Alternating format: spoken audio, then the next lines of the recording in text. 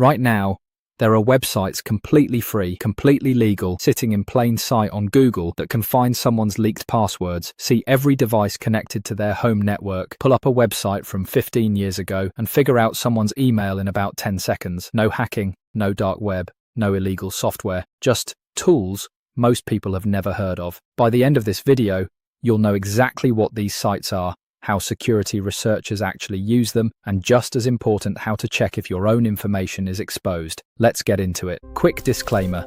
For educational and personal security awareness purposes only, always respect privacy laws and platform terms of use. Shodan, the search engine for devices. First up, Shodan.io. Google indexes websites. Shodan indexes devices. Every webcam, router, server, smart fridge, an industrial control system connected to the internet with a public IP can show up here. Type in a company name, a city, or even webcam, and you'll get a live map of exposed devices around the world. Some security teams use Shodan to audit their own networks and catch things before attackers do. It's the same tool ethical hackers use during penetration testing. Search your own home Wi-Fi router's IP address on Shodan and see what information is publicly visible. You might be surprised.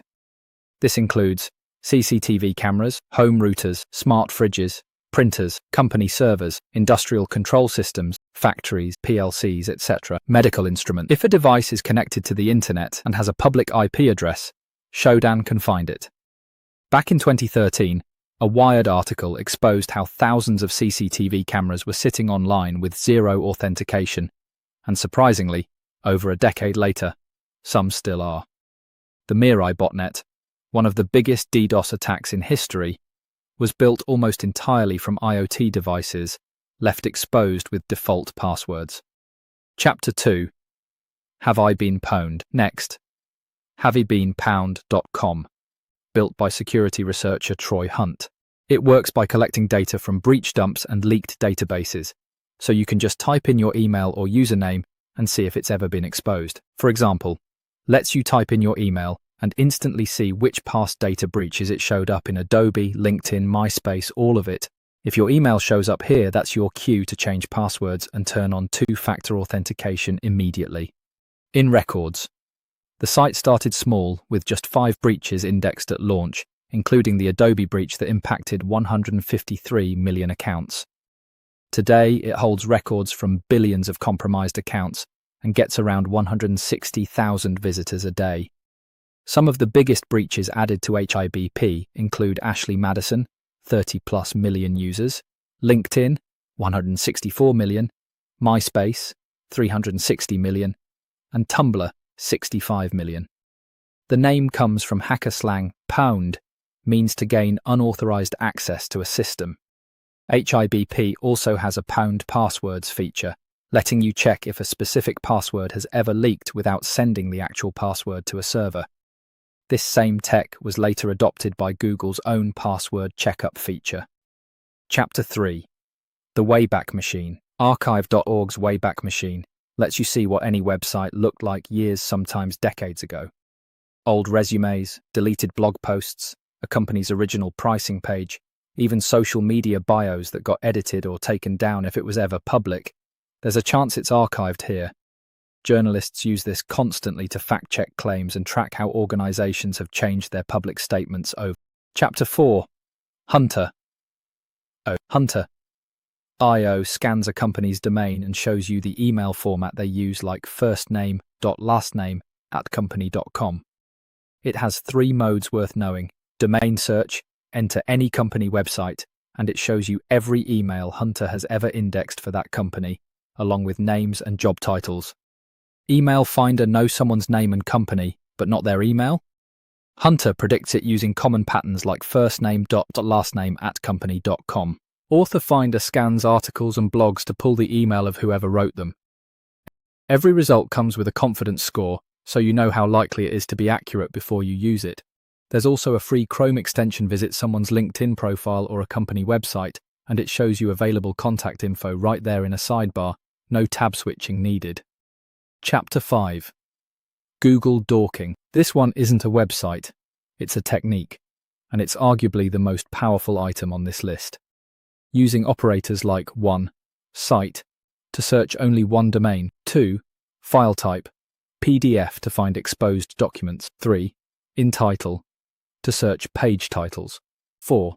Exact phrase, in quotes. You can uncover exposed spreadsheets, internal documents, and misconfigured pages that were never meant to be public, all through Google's normal search bar. Security researchers call this Google Dorking, and government cybersecurity agencies actually publish dork lists to help companies find their own exposed data before criminals do. Chapter 6. TinEye Reverse Image Search. TinEye.com lets you upload any image and find every other place online it's appeared.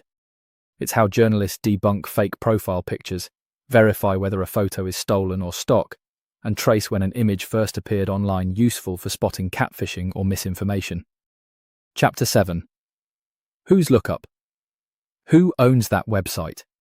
Oh, who is Lookup, like WHOIS or ICANN's lookup tool, shows you who registered a domain, when, and through which provider. Many owners now use privacy protection services, but WHOIS is still a first step investigators use to check if a website is legitimate or a scam before trusting it with personal information. Chapter 8. Censys. Shodan's more technical cousin Censys.io is similar to Shodan but goes deeper into SSL certificates, exposed servers, and network infrastructure, a favorite among cybersecurity teams doing attack surface management, meaning they map out every possible entry point into their own systems before hackers do. Chapter 9. People and People Search Aggregators. Sites like People aggregate publicly available records, think old addresses, public court records, and social profiles into one searchable profile. Important note here.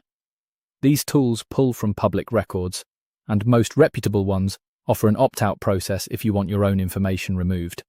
That opt-out link is genuinely worth knowing about for your own privacy. Chapter 10. OSINT Framework, the Master Map. Last one. OSINTframework.com. This isn't a single tool. It's a giant categorized directory linking out to hundreds of OSINT resources. Username search tools, phone number lookups, social media analyzers, and more, all organized in one clickable tree. It's basically the table of contents for everything in this video and beyond. Outro. 10 tools hiding in plain sight that show just how much information about all of us is already public. The real takeaway isn't, go track someone down, it's this. Run your own name and email through a few of these tools. Check, have I been pwned? Google dork your own name. See what's out there and lock down what you can. If this helped you see your digital footprint differently, smash that like button, subscribe for more security awareness content, and drop a comment. Which one of these tools surprised you the most? See you in the next one.